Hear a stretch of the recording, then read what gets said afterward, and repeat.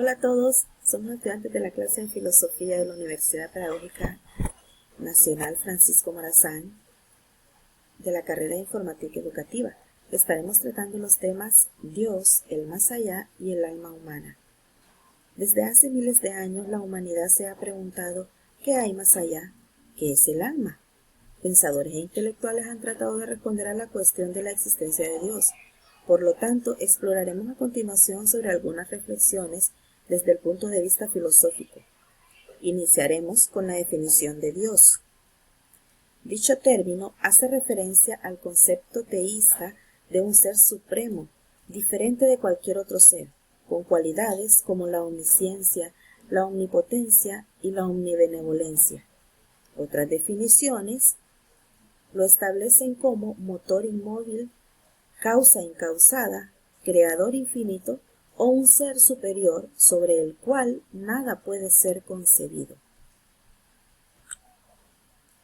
El tema de Dios ha sido en la historia de la filosofía un problema por cuanto no se ha podido aportar ninguna prueba racional de su existencia o de su ausencia, que no haya sido racionalmente refutada.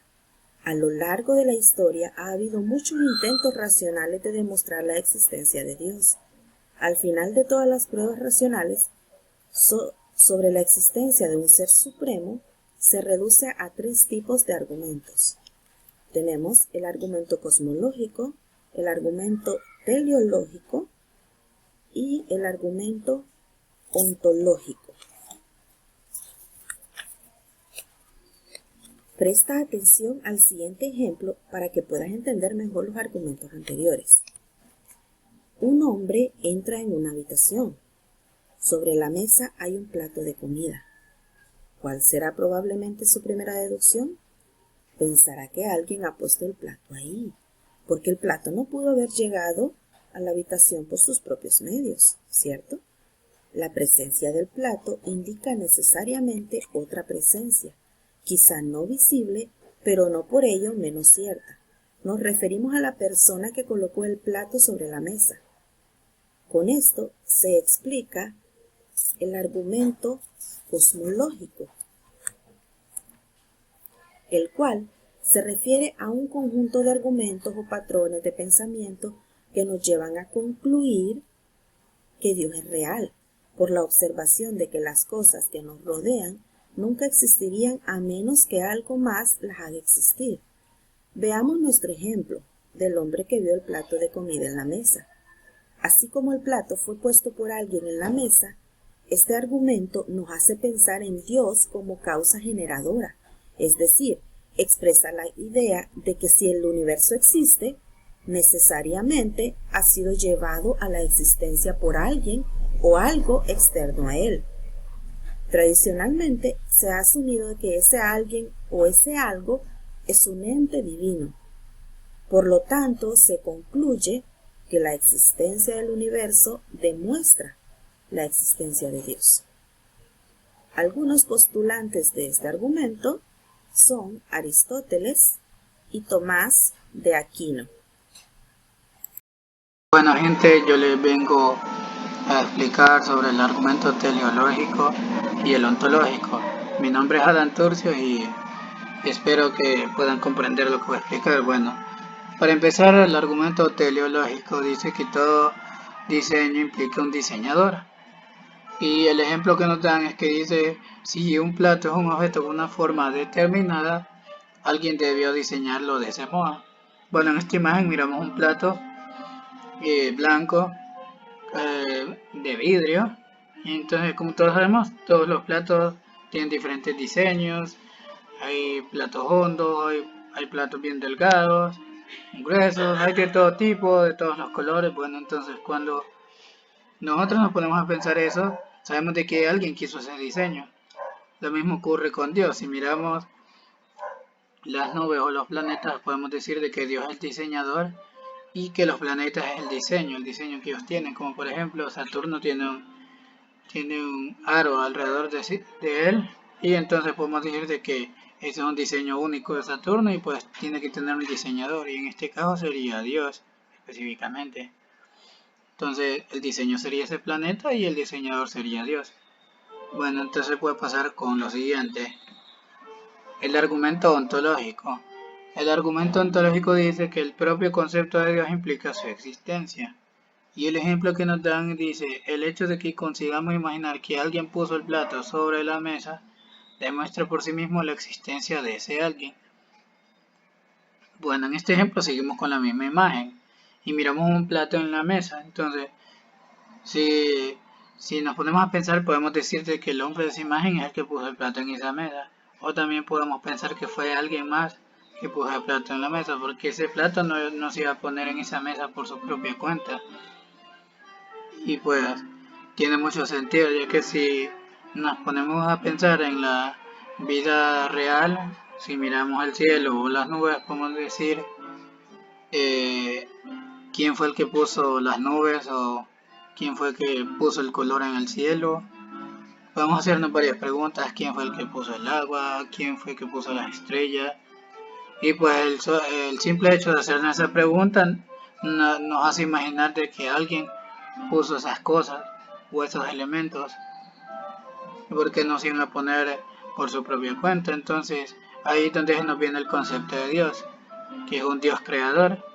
Y entonces al tener ese concepto en mente podemos decir de que Dios es el que creó esas cosas y las puso allí. Bueno, entonces espero que mi explicación haya sido entendible para ustedes.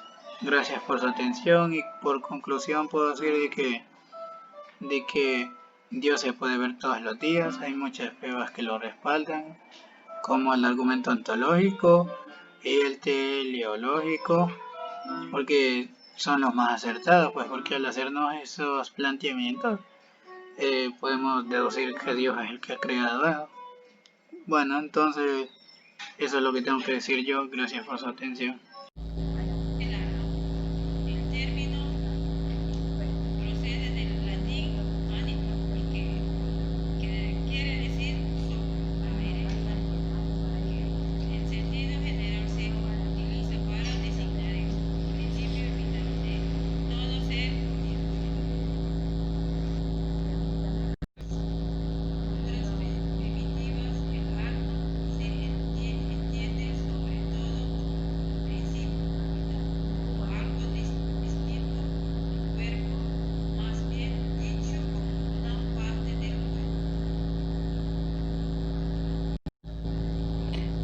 Para conocer más sobre el alma, vamos a ver qué creen los pitagóricos, Platón y San Agustín. Vamos a ver sus diferentes puntos de vista sobre el concepto alma.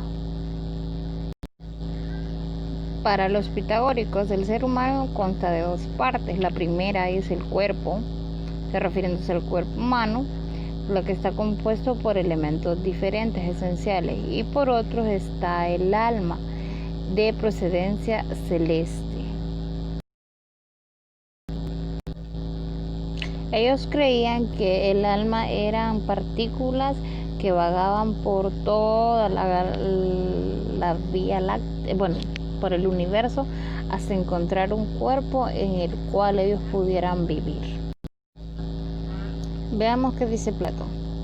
Para Platón, además de concebir el alma como un principio vital, para Platón nosotros somos un alma que cambia de cuerpo. O sea, no cuerpos que cambian de alma, sino que almas que cambian de cuerpos, almas que nunca nacen y nunca mueren, o sea, que nunca nacemos y nunca morimos. Es un alma que cambia de cuerpo. Es por eso que Platón es fiel creyente de lo que es la transmigración de almas. O sea, podemos tener tantas vidas y cambiar solo de cuerpo, siempre siendo la misma alma. Es parte de la vida. Para San Agustín, nosotros somos parte, el alma es parte de la vida divina. Es aquí donde se diferencia el ser humano de las bestias. O sea, todo lo que nosotros somos tiene una conexión con Dios. Buenas tardes, compañeros. Vengo a hablarles del más allá. Existe el más allá, de la necesidad ontológica de las trascendencias, Para muchos no hay otra realidad que el más acá. Creen que la realidad consiste en una suma de cosas físicas, el universo que observamos, y psíquicas, nuestra misteriosa mente, que para algunos además son unas cosas físicas más, el cerebro. No hay más que eso. No hay más que, por decirlo con Platón, que lo que vemos en la doble caverna, lo exterior, la del mundo, y la del interior de la del cráneo. Si es que no son una y la misma, esto es cierto. Todas las cosas necesitan para poder ser cosas, para decir, necesitan, todas las cosas necesitan para poder ser cosas de cierta unidad. Es decir, necesitan un cierto límite, el espacio y una cierta permanencia temporal. Necesitan, en suma, una especie de estructura que resalta su identidad sobre el espacio y el tiempo. Pero dado a que esta estructura ha de distinguir a las cosas del espacio y del tiempo, dicha estructura ha de ser distinta a los espacios temporales, es decir, carente ella misma de espacio y de tiempo. Si ella misma fuese espacio temporal, necesitaría tanto como las cosas de algo que la delimitase. Y fíjase en el espacio. Y algo físico han pretendido demostrar que esta extraña cosa no es más que una suerte de regularidad en las cosas físicas, pero una regularidad consiste en una misma manera de suceder ciertas cosas, y esa misma manera, ¿qué es sino un patrón o estructura sobresaliente al tiempo y destacable en el espacio? Otros han querido pensar que tales estructuras no son sino conceptos producidos por la mente, pero como la mente, que es un conjunto de procesos temporales, podría crear algo tan diferente a sí misma, es decir, algo tan absolutamente carente de temporalidad como son estas estructuras. Finalmente, otros tantos filósofos han tenido que reconocer que existe el más allá, es decir, que existen estructuras a las que a veces llaman formas o ideas, más allá de las realidades espacio-temporales, y que tales formas son las que prestan identidad al resto de las cosas, y también las que permiten concentrarlas, formalizarlas como concepto, describirlas mediante leyes y formas, y que incluso si no existieran cosas físicas o psíquicas a las que dar forma, dichas formas o ideas continuarían existiendo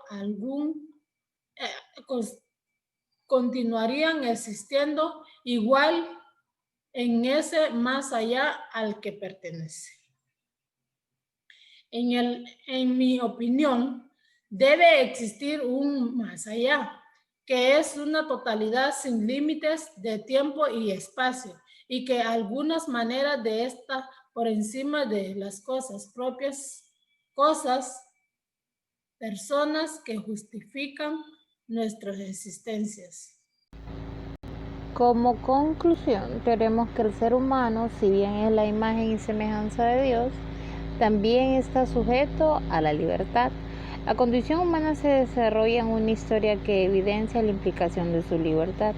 Esta condición es asignada por el sufrimiento, los infortunios, tribulaciones y pérdidas. Pero también esta situación encuentra un consuelo divino, o sea que al final siempre se tiene ese pensamiento de recompensa de parte de Dios. Cuando la criatura en su ser y en su obra renuncia a sí mismo y a su voluntad, se abre la acción divina. El maestro adjudica 3 causas que llevan al ser humano a sufrir, o sea que al final nosotros tiene que morir el yo para que pueda nacer la voluntad de Dios en nosotros. Citando al maestro Eckhart, una proviene del daño sufrido en los bienes exteriores y otra del daño hecho a sus parientes, amigos, en la tercera del daño que soporta el mismo, causa de menosprecio, etc. Entonces, al final como que siempre hay una recompensa de parte de Dios, ¿verdad? Que todo lo que uno sufre siempre es recompensado. Esperamos que les haya sido de mucha enseñanza esa pequeña exposición. Gracias. Muchas gracias.